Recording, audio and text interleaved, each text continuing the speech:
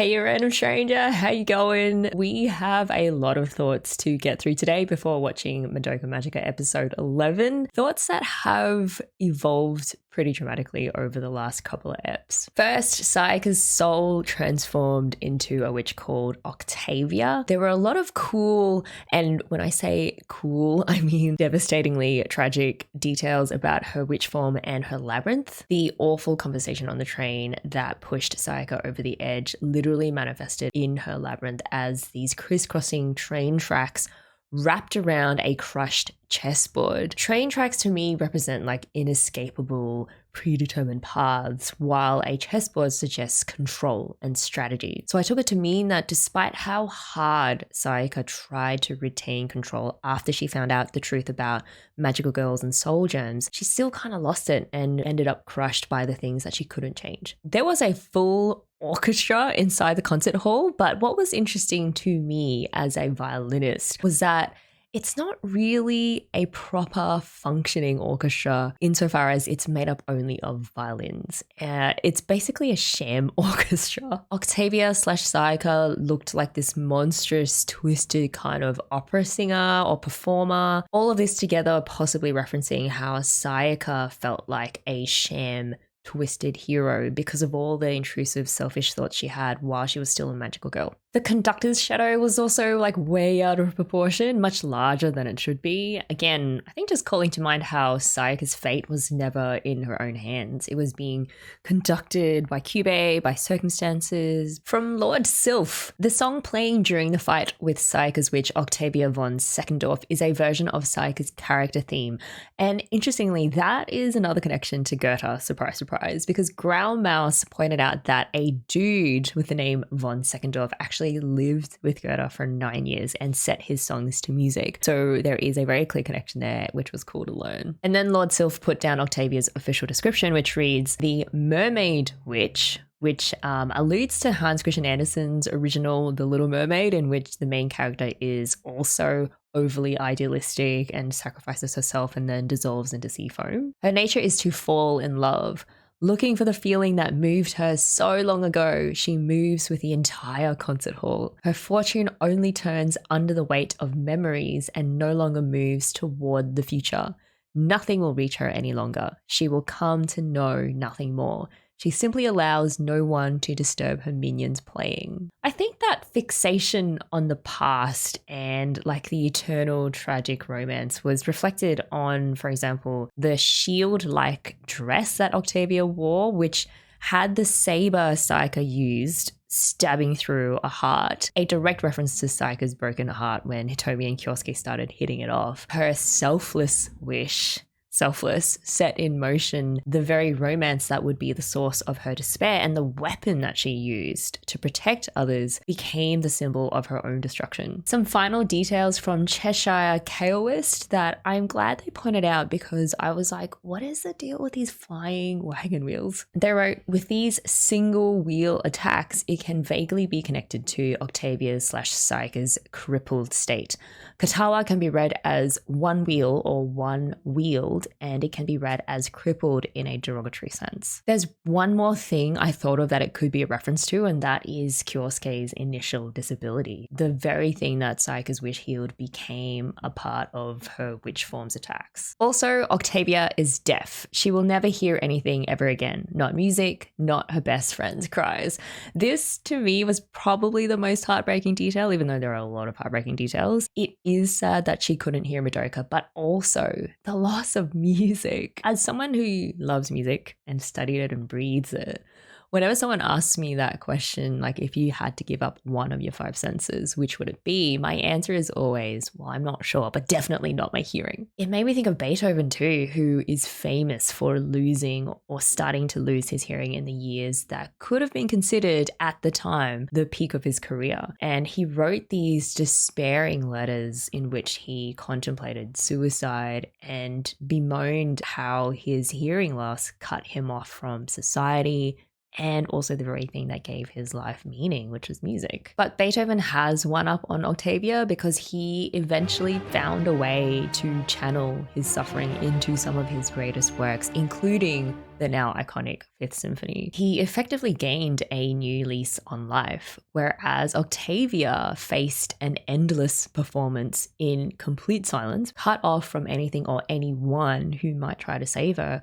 which is why she really needed Kyouko to do what she ended up doing. Guys, we had to do it. We had to have a proper Kyouko appreciation session because she really, to me, became the bright spot and the emotional heart of the show. To start with, she used her own soul gem to keep Sayaka's body warm, which would have corrupted it and forced her to use her stash of precious grief seeds for the sake of someone who was already lost, arguably, which is such a dramatic turnaround from where we first started with Kyouko. Then she convinced Madoka to join her for one last ditch effort to save Sayaka, and it was not lost on me that in this scene, you had the wind chimes with the mermaid on one side, obviously symbolizing Octavia, and the unicorn on the other, which had to be Kyouko, given the unicorn's representation of divine power. And as the national animal of Scotland, I found out, no joke, it represents people who fight to remain unconquered, which is exactly what Kyouko did, given that she fought and ultimately died without becoming a witch. I also thought it was so cute how Kyouko offered Madoka snacks instead of a handshake. Food is Kyoko's life, one of her core values, and she shared it. So that meant way more than a handshake would have.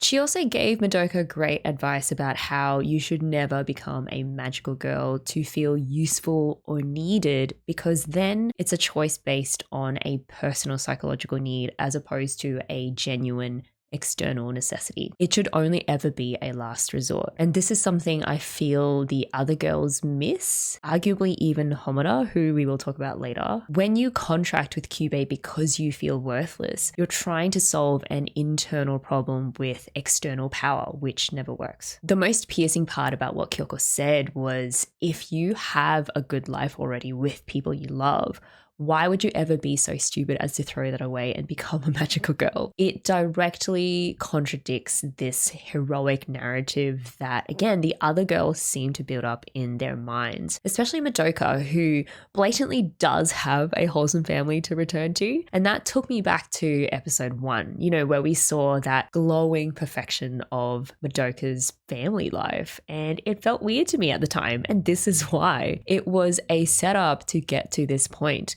This irony that it is the girls who aren't in those extreme life or death situations who are exactly the ones most likely to contract for other more emotional reasons, feeling useless or wanting purpose or needing to be someone, needing to matter. Kyoko's determination to save Sayaka, even with a 0.00001% chance, speaks to something profound, I think, about the nature of hope. It reminded me of an essay that J.R.R. Tolkien wrote entitled On Fairy Stories, about why it is that people continue to be drawn to fantasy stories where good triumphs over evil, even when they feel disconnected from reality. Tolkien basically argued that even when we don't consciously believe it, our love of these types of stories shows that they still resonate very deeply with us because they stem from an intuitive understanding that this is how the universe actually works. Believing that good has to win over evil isn't just escapism or wishful thinking. Think of the enduring popularity of stories like The Lord of the Rings. These stories speak to truths that our rational mind might question, but our deeper selves recognize that love is stronger than death, that it can conquer all, and that the arc of the universe bends towards restoration and not destruction. For Tolkien, this idea was deeply rooted in his Christian Catholic faith. The story of Jesus sacrificing himself to save the human race from destruction and from the despair of sin, and then being resurrected from the dead, was the ultimate fantasy story because it took place in actual historical reality. That connection to Tolkien is interesting given Kyouko also came from a religious background and embodied that kind of faith in the ultimate power of the good. Kyouko has seen the worst of both the real world and the magical girl system. She was judged and rejected by her father, endured poverty, she lost her family to suicide murder, but to her last breath, she still believed in fighting for someone else or for the good no matter what. And it wasn't so much naive optimism as it was a deeper faith or intuition that refusing to give up on someone you care about is always meaningful. I think it was significant that Kyouko ended up with what looked like a final prayer. Having a preacher father who rejected her and accused her of being a witch should have turned her away from the faith entirely. But in her last moment here, she kind of went back to her roots. She threw everything behind this one final act of faith. She appealed to some higher justice despite everything telling her it doesn't exist. So the division in this shot between Kyouko being in the light and Homura on the other side in the darkness was perfect. There is just something so beautiful about Kyouko still believing not that all things are good, but that good can come from all things. You know, even out of this broken, despairing world that we live or are trapped in. Wilpina wrote, when talking about Kyoko's sacrifice and pursuit of trying to reverse Sayaka's fate of becoming a witch, we have to remember that her own dad called, I think that's meant to say Kyouko, a witch that manipulated people's hearts. Kyouko was desperately looking for a way to reverse the transformation to a witch, not only for Sayaka's benefit, but for her own too. When she accepted that it was impossible, she decided that dying would be better. That was a great point. Like the fact that Kyouko wasn't desperate just to save Sayaka, she was also wanting to save herself. The symbolism of letting down her hair right before she sacrificed herself also seemed to emphasize her certainty that dying was better than becoming the very thing that her father had wrongly accused her of being. It was a gesture to show she was committing everything to this one act of true love, breaking the cycle for both her and Sayaka, even if it destroyed her in the process. It was fascinating to compare that gesture with Homura's because both girls let down their hair in the moments that signaled their absolute commitment. But I do feel for kind of opposite reasons. Kyouko let down her hair to embrace the most human thing possible, hoping against all hope, believing in love's power to reach across death itself to ensure Sayaka didn't have to face hell alone. Whereas Homura let her hair down to signal embracing becoming something inhuman, a monster willing to kill whoever and sacrifice even her own humanity for Madoka's sake. It was definitely a special kind of cruelty when the system effectively forced Homura to sacrifice her relationship with Madoka in order to save her. She had to give up having Madoka as a partner, as someone who could share in the burden of fighting witches. I also think there's another layer to Homura's isolation. Like every time she tried to warn the others about witches and Qubey's goals, they didn't really believe her or even thought that she was trying to turn them against each other. So going it alone also became a kind of tactical necessity. In sum, Kyoko's gesture was one of connection, while Homura's was towards isolation, but both stemmed from a very fierce love for someone else. Just jumping back to Wilpina's comment, they also had a super interesting theory that each of the girls represents a stage of grief. So Mami is denial, Sayaka is depression, yep, Kyouko is anger, and Homura is bargaining, which is such a cool way of thinking about it. I would add there Madoka is probably acceptance. And I still don't know how this is all going to end, if it ever does end, but Qubey's line about how Madoka could become a god if she wanted to and rewrite the laws of the universe has really stuck with me, because acceptance is about moving on, right? Accepting reality for what it is and then moving on. So I think Madoka will accept that the game that Qubey is playing is fundamentally flawed and just rigged against them. So she's gonna flip the entire chessboard, all the pieces will go everywhere, and she's gonna be like, we're gonna play Scrabble now. I'm gonna make everyone play a completely new game so we can just move on from this whole magical girls, witches bullshit. Is what I think. All right, so episode 10 finally gave us the full time loop reveal, which we kind of knew was coming, but it still it recontextualized everything and was kind of amazing to watch unfold. We cycled through these multiple timelines with various combinations of magical girls and outcomes, but what was interesting was noticing which things remained constant. For instance, Sayaka and Kyouko are always at each other's throats, at least initially. Sayaka seems to always struggle with the gap between her idealism and reality, which explains why Homura is always telling Madoka to just kind of give up on her. And I like to assume that Kyouko always ends up on Team Sayaka somehow. The factor that seems to make the most difference though is whether Madoka becomes a magical girl or not. So in most timelines, Madoka is really confident and super extroverted because I think as a magical girl, she, for at least a time, discovers her life's purpose of helping people and actually having the power to act on that. Red made a really good point about this. So we can assume that before Madoka's contracting with the incubator, she was the same depressed teenager as in the main timeline. So how can she have gained so much confidence from being a magical girl for less than a week? I like to think that not just that she feels useless and a burden as a civilian, like she is, but I think it's downstream from something more important. She feels like she lacks power and agency. When she's given the tools to exert agency in her life and an opportunity to use it, she will. It's why when her mother told her the technique of making a mistake for a friend, she threw Sayaka's soul gem off a bridge at her earliest opportunity.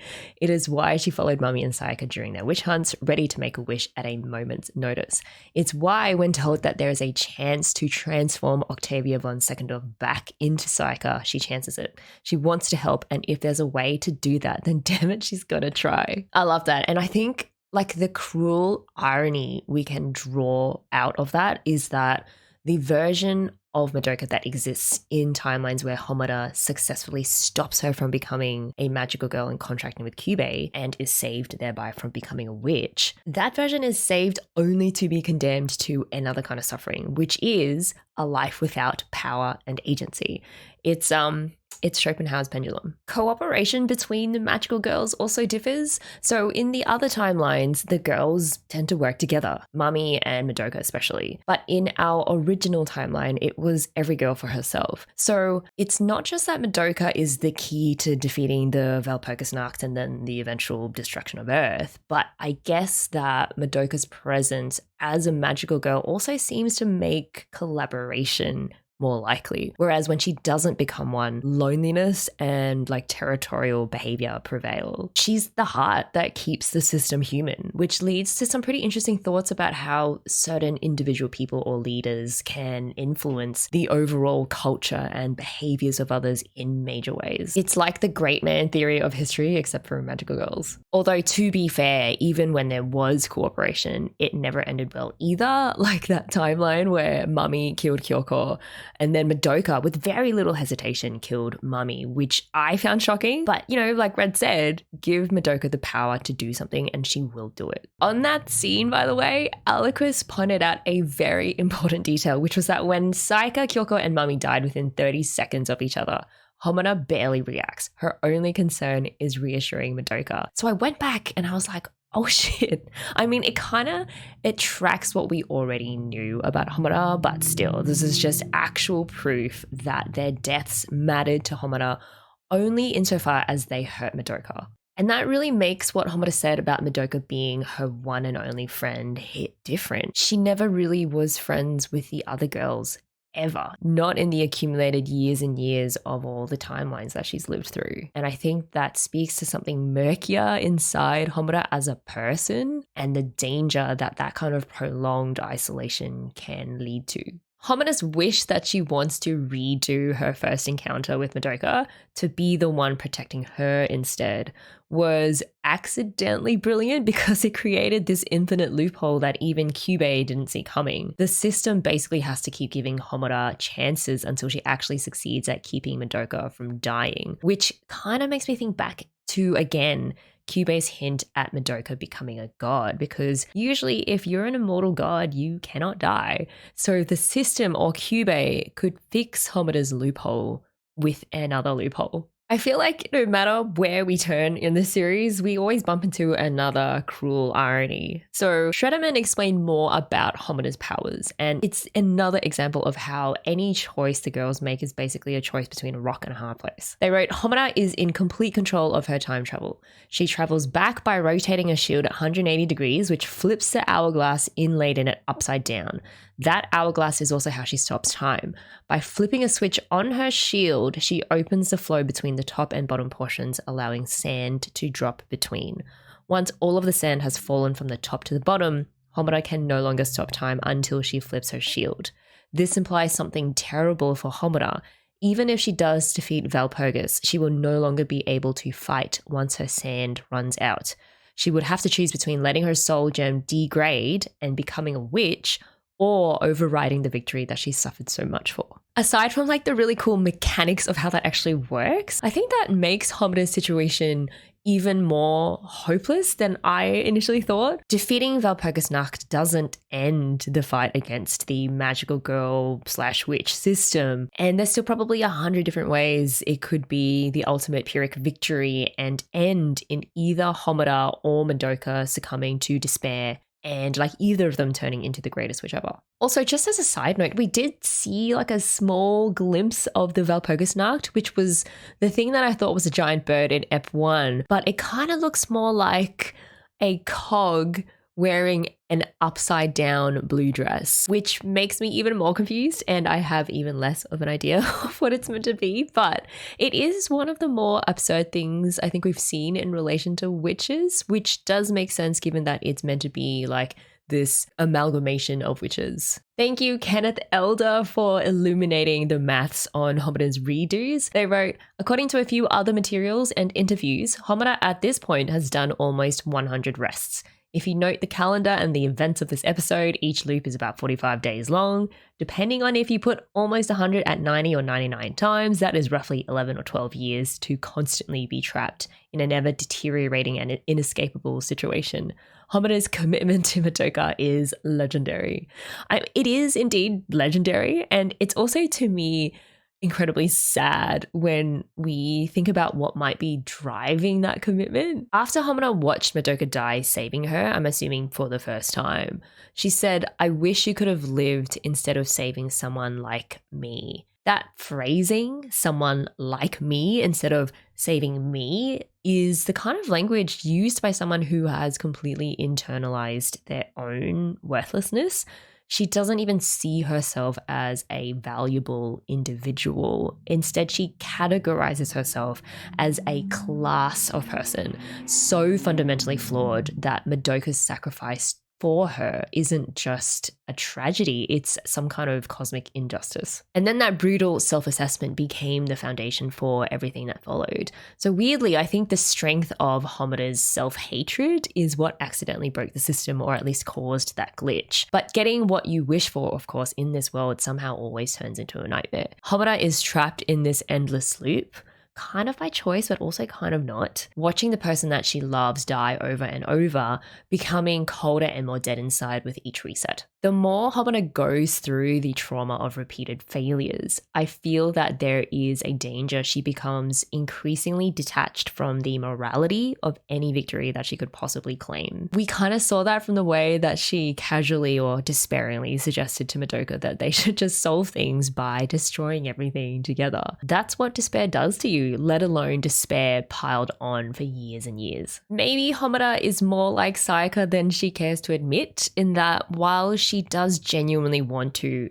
protect Madoka and honor her dying wish of never becoming a witch, there are probably deeper, more complicated motivations at play. For example, maybe she doesn't just want to save Madoka, she has to be the one doing the saving. Her entire identity has become so wrapped up in being Madoka's protector that what once used to be love, say in the earlier timelines, could be mutating into obsession. And when that happens, things kind of start to fall by the wayside, including what Madoka herself would actually want. Even just from the way that Homura was willing to kill Sayaka to ensure that Madoka didn't have a reason to become a magical girl would be something that Madoka herself, if she knew about it, would be horrified by and probably fight Homura over. If you think about the kind of person Madoka is, she would never want her own salvation to come at the cost of hurting others.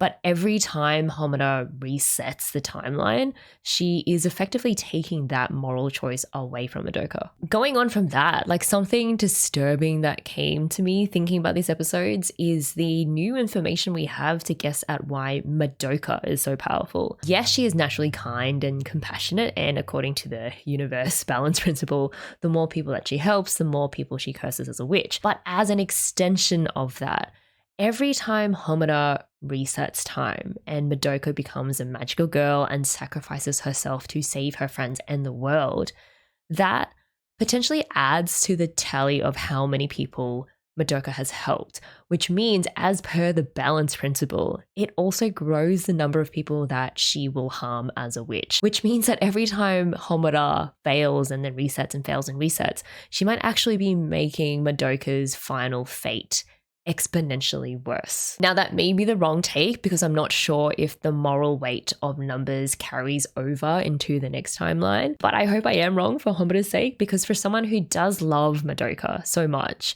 to then find out that she is actually amplifying Madoka's suffering would be devastating. But also, knowing this shows cruel sense of balance, it would not surprise me. Imagine if Homura had just let the first timeline, where Madoka turned into the greatest witch ever, play out. So Madoka, or her witch form, which I learned was Grimmerheld Gretchen. Madoka goes on to destroy the world, and that would be that. And that sounds terrible, but compared to what? You know, what if there is an outcome that is even more terrible than that? That because of Madoka's accumulated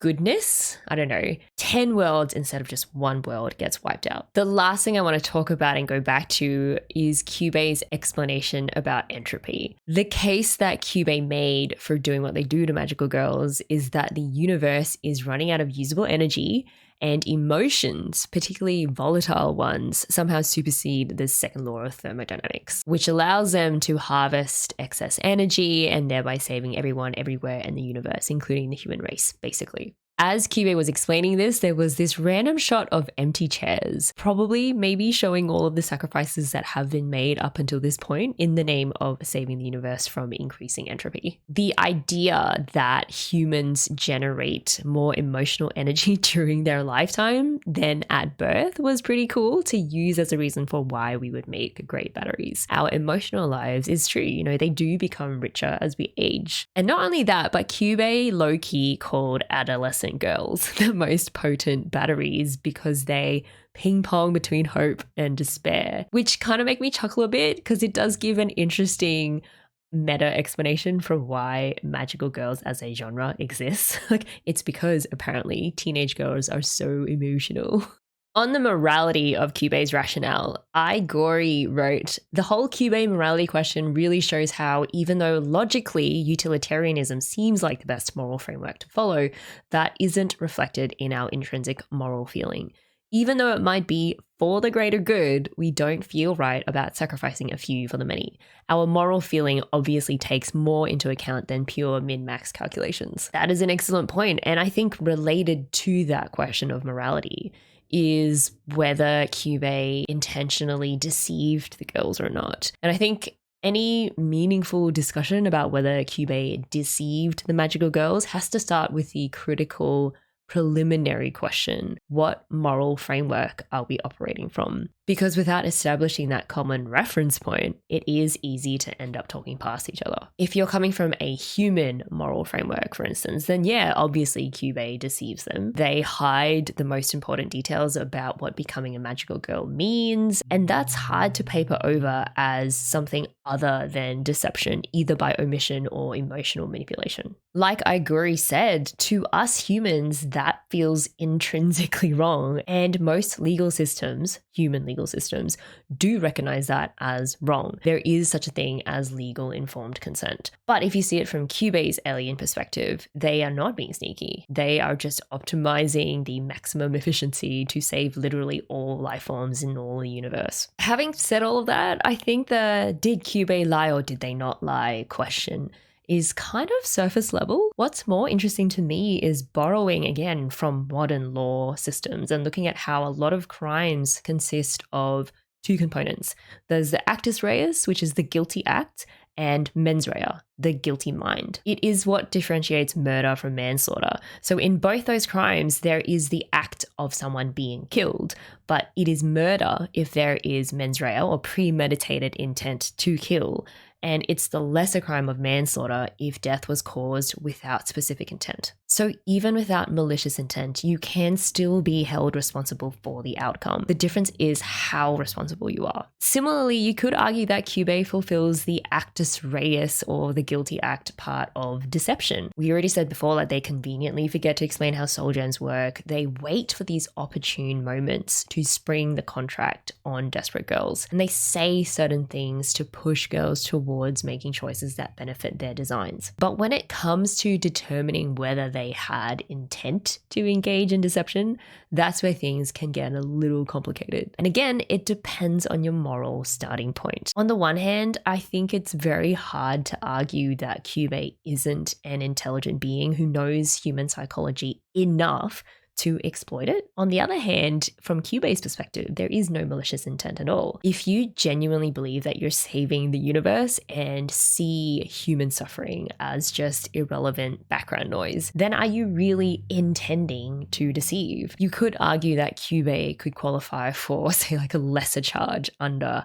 our criminal law by pleading something like diminished responsibility, which is like this partial defense that reduces criminal culpability due to reasons of mental incapacity. All right, that's enough lawyer talk. I reckon we should just dive right into episode 11.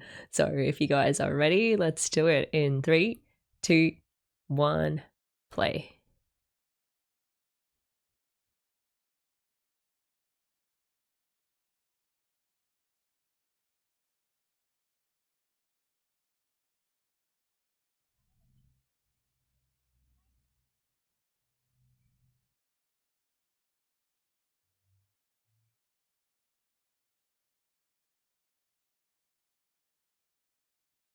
Were we right?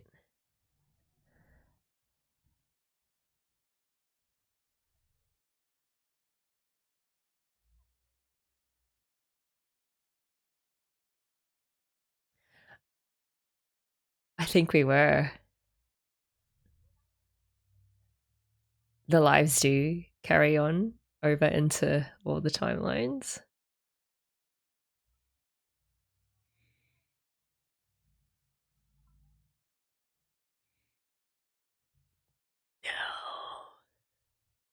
That's as close to a smile, I think, as we're going to get with Qubey.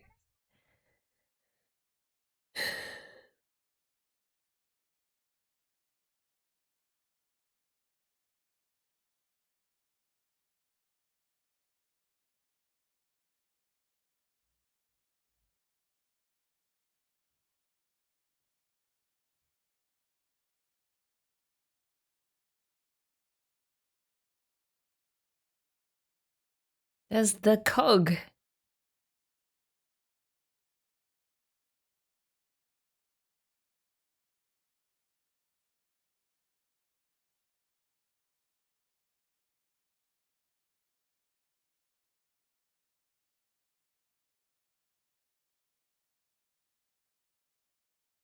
Ugh, this is horrible.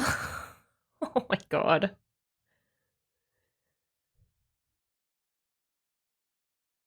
And Qubey didn't even plan for it. It was all Homura. I mean, look, Homura is not all to blame because if we were all honest, like if we were given the chance, say a loved one died, someone that we really, really cared about, and we were given the power to reset time to possibly redo things and to prevent that outcome, then I think most people would probably take that. Because how are you to know, right? But again, if you play with, powers like this that are beyond the human realm, of course, there's always usually going to be some sort of backlash or some unintended consequences. I didn't really see Homura reacting to that much emotionally, but she's got to be boiling inside. Or she might be so lost at this point that she doesn't really care that that's what's happening. Like she's building up Madoka's karmic potential and therefore her destructive power as a witch because she's like, well, that means I just have to stop that. I just have to keep going back then to ensure that that eventual outcome doesn't pan out. Man, I love how they build tragic potential in the show. It's awesome and awful. Oh no.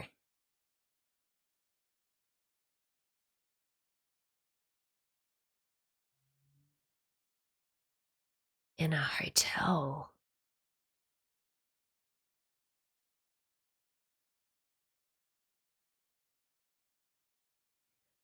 Up next is the weather forecast.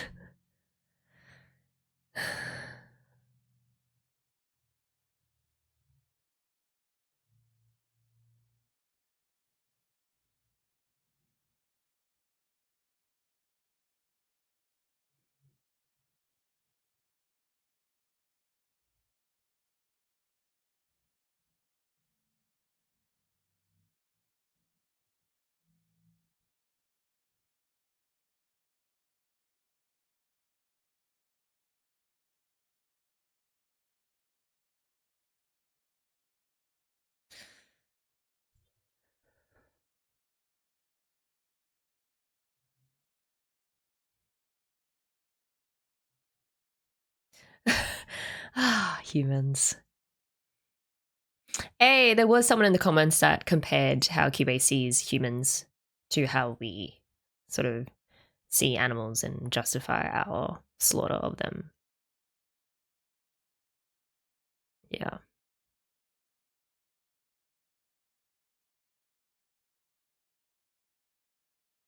I mean, humans also do awful things to animals for the sake of maximum efficiency. Like, they get treated horribly.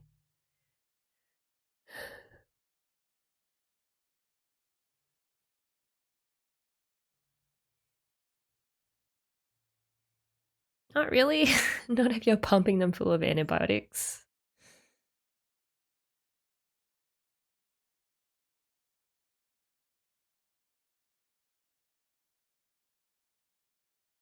Again, Qubey just making so much sense.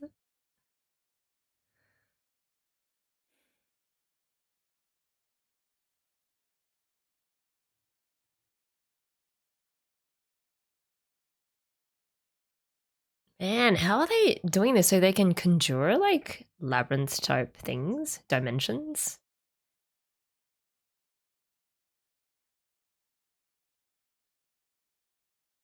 Wow.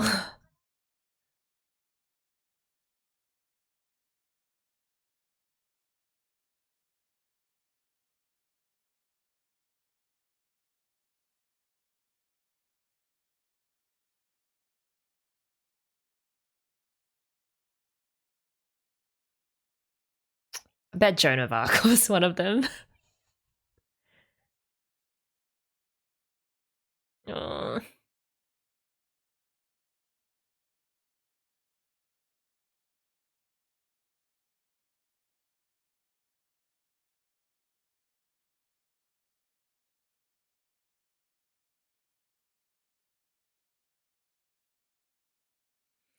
Man, that's the other irony. It's like, yeah, girls who are more likely to meet the contract are usually in a very highly distraught emotional state, and they're not going to be making wishes that are reasonable. Ugh, God.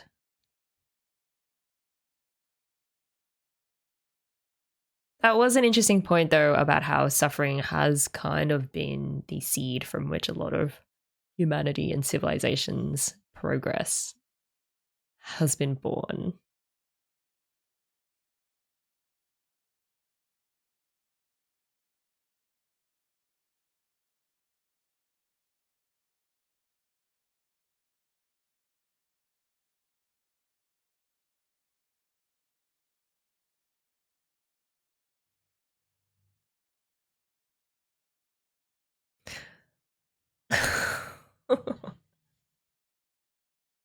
It's like the opposite for us. Someone like Qubey, if they were ever in human form,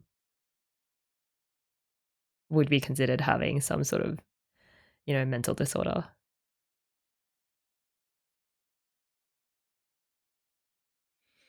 Really? I don't know. Isn't that kind of like a hard counterfactual to argue?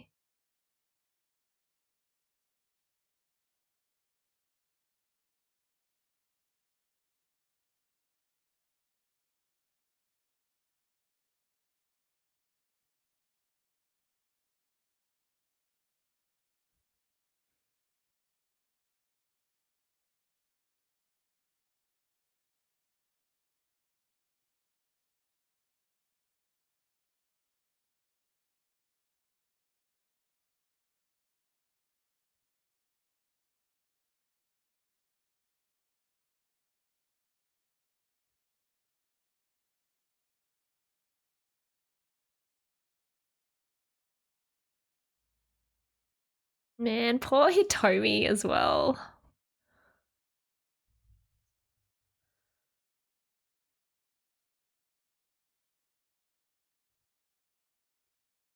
Hmm.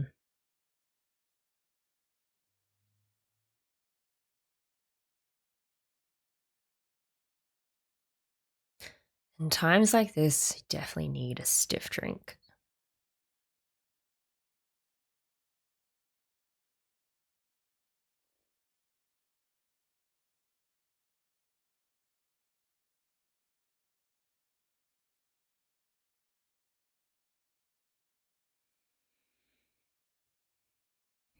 I mean, it's kind of recalling her conversation with Madoka about, being an adult, making adult decisions.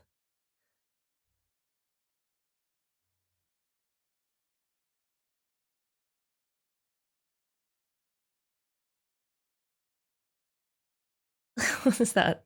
The hand of God, like the David, not David, sorry, creation, the Sistine Chapel.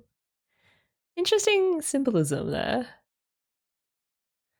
Also interesting that, like, Madoka's mum is feeling exactly how Madoka was feeling.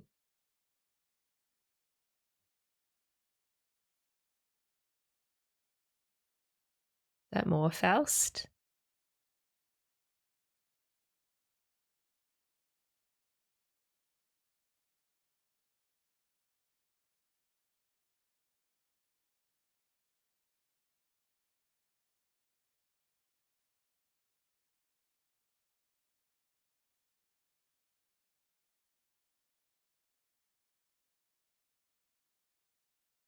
Only thousands?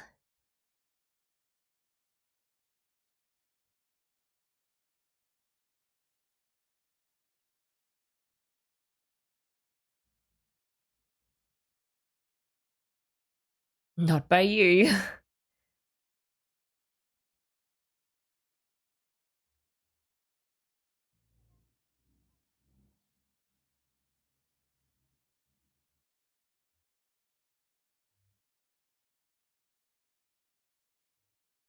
Mm.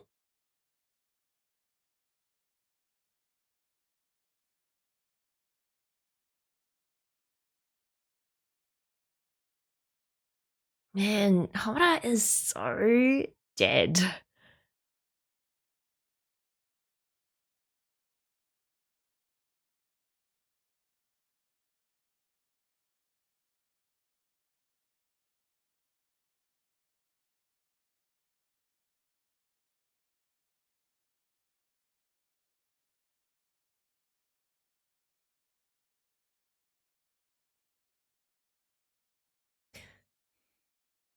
She gonna tell her what's happening?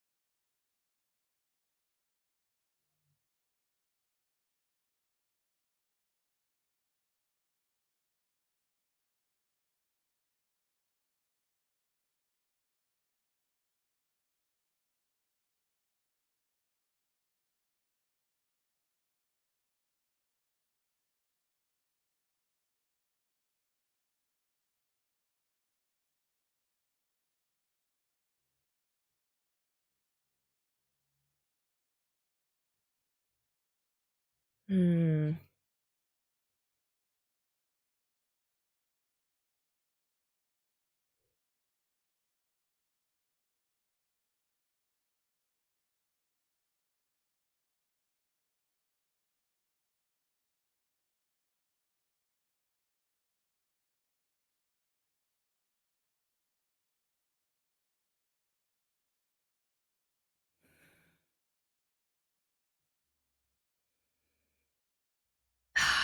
We have so much to talk about. Uh,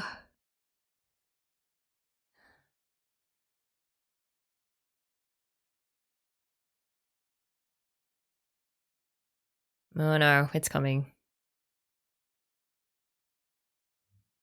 But yeah, we definitely need to talk about how even Homura recognizes that every time she goes back in time, she kind of loses pieces of herself to the point where she can't even communicate with or connect with Madoka anymore.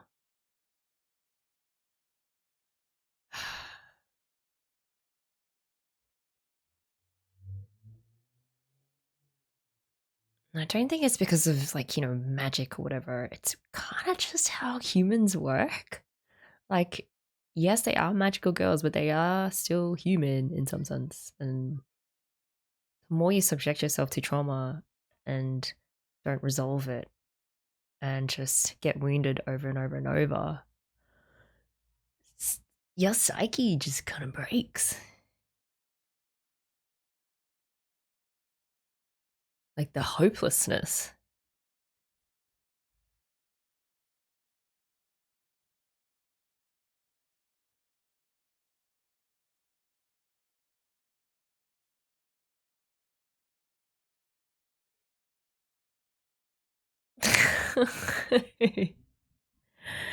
Oh, God. Circus. Okay, okay. It's here, it's here. Oh, there's a countdown timer. What is that? It's like a clown?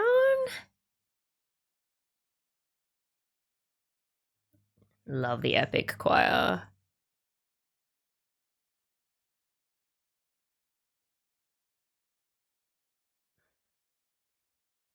I mean, I wonder if she tweaks her strategy every single time, you know?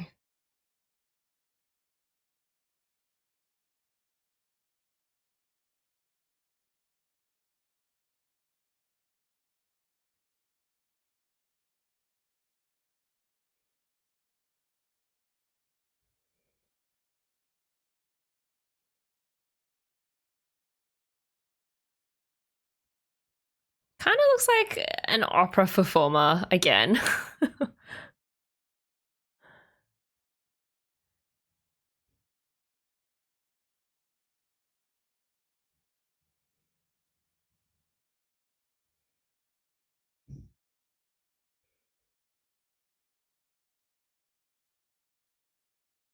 Damn, Homura.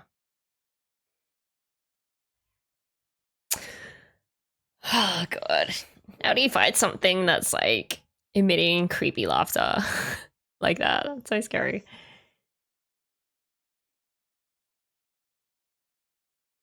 Whoa, man, she prepped.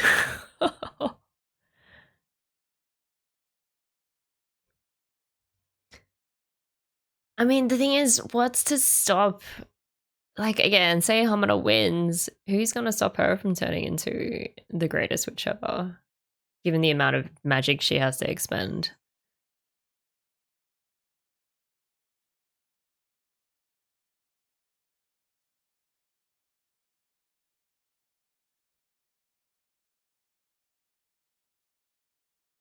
I mean, I guess she just keeps turning her, her time thing. Just dead ends everywhere.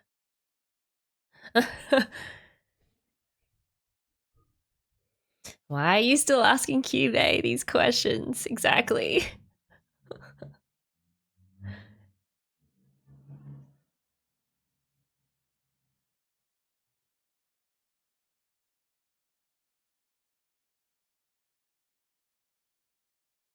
See, even Qubey knows that they look, they give off liar vibes.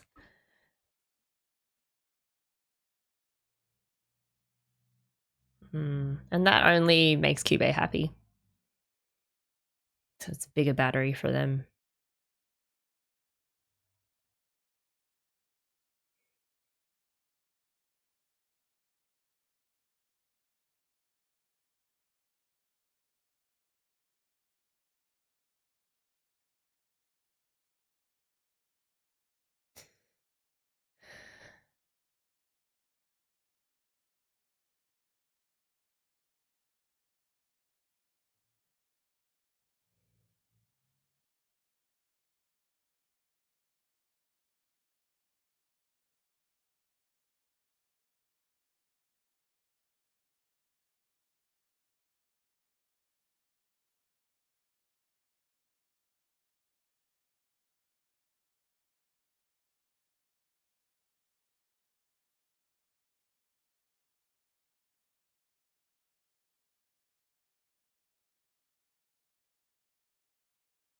What was that look?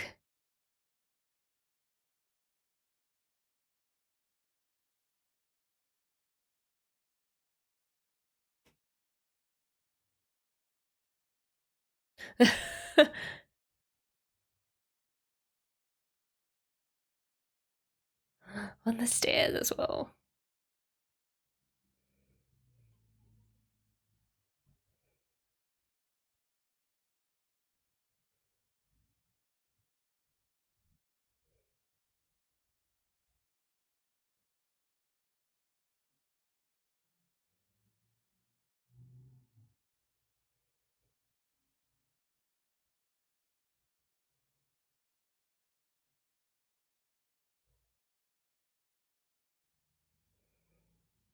I mean, if you're a mom, you can't let her go.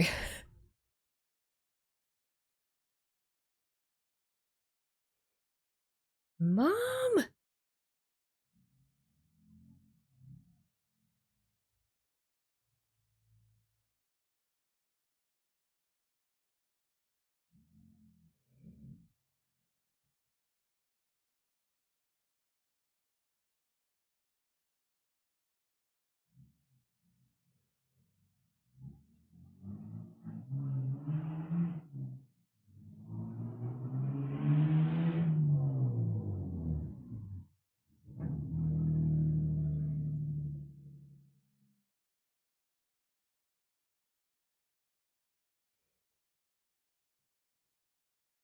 Mom, you trying to make her fall down the stairs?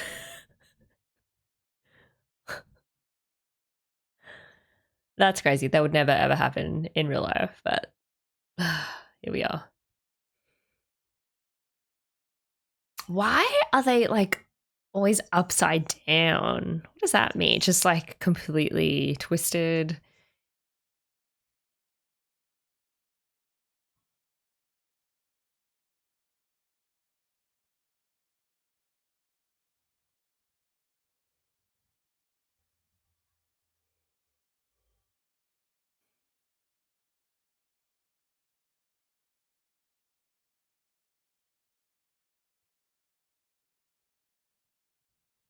Oh,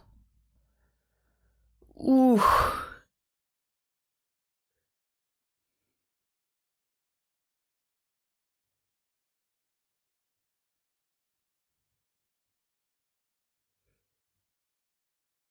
She gonna do it? Yeah, so she has no choice. Oh no. Oh no. Is this when she's gonna turn into a grief seed?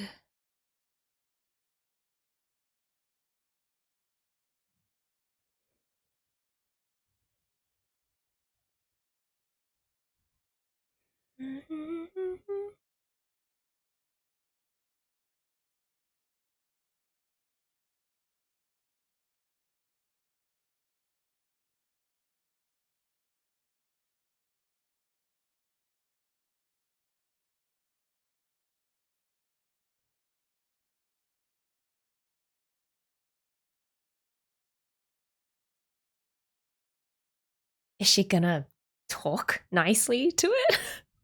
Oh no, Qubey's there. Never mind.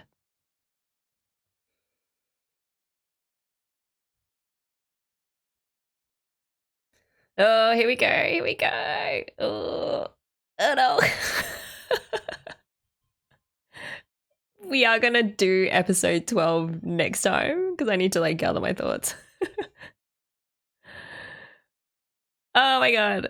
I think it's wild that Qubey confirmed that Homura is indeed adding fuel to the flame by resetting time so many times. But of course, now that she's already so far down this pathway, she has no choice but to keep going, because as soon as she stops believing she can change things for the better, that she can save Madoka from becoming a witch, she gives into despair and then becomes a grief seed, meaning Madoka has to save the world anyway and turn into an even bigger witch because of everything that Homura has done. I think that was why Homura had her breaking point here, because she never knew that, like that she, in a sense, was making things worse or better from Qubei's perspective. You really, really have to feel for her.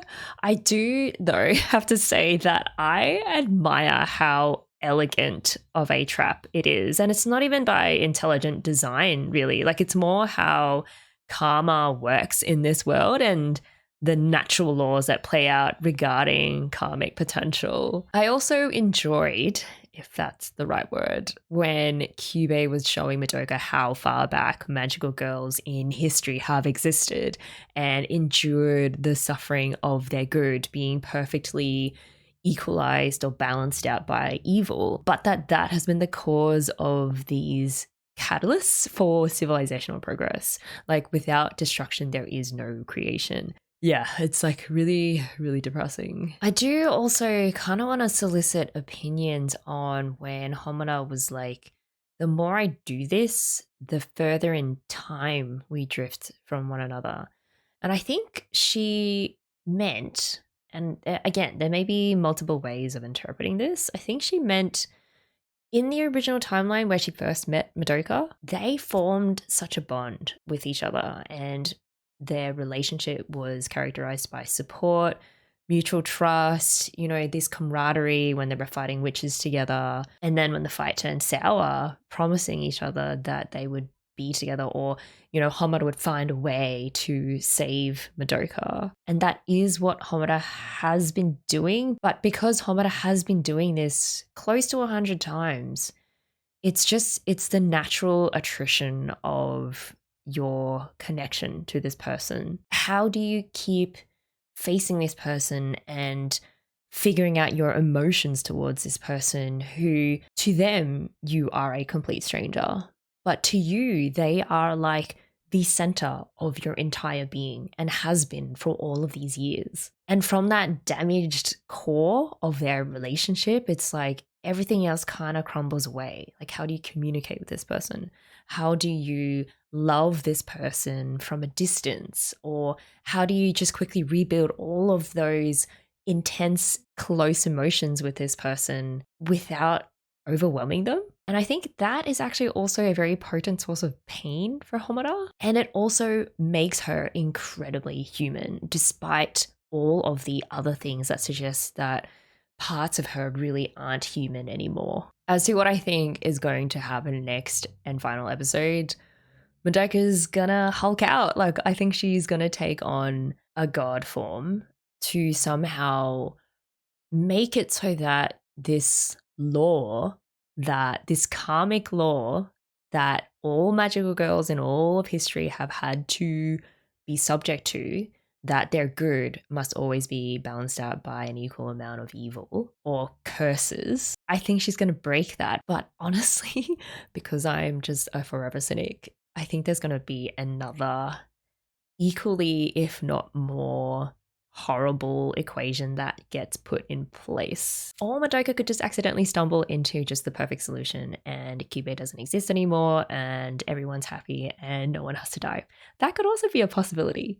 I will see you guys for episode 12, the final episode. And we'll also have a bit of a wrap up too. Some people also have asked me if I'm going to go on to watch the movies, in particular Rebellion. Yes, we will be watching it, but as always, it will come out on Coffee first and then later on the main channel. Take care, guys. We have a lot to talk about, so I'm looking forward to it.